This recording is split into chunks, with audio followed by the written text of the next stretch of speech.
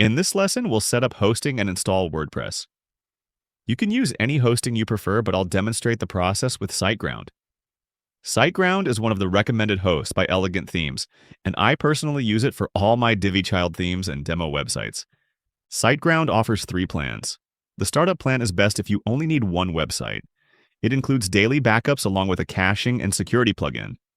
The Grow Big and Go Geek plans allow you to host unlimited websites and also include a staging area.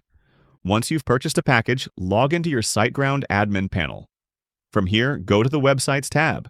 You'll see your websites listed, and when you select one, you can open Site Tools. This brings you to the website dashboard. For this demonstration, I'll install WordPress on a subdomain, but you can also use your main domain if you prefer.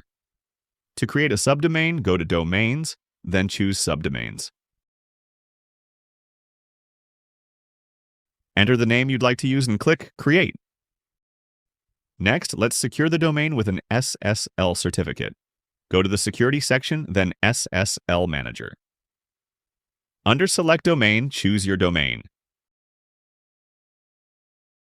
Under Select SSL, choose Let's Encrypt and click Get. SiteGround will then install your SSL certificate. Now we're ready to install WordPress. From the menu, go to WordPress, then Install and Manage.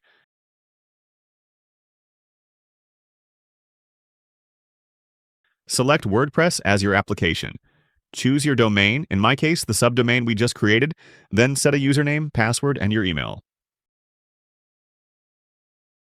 Make sure to disable the option to install with WordPress Starter, since this adds basic plugins we don't need. Once everything is set, click Install.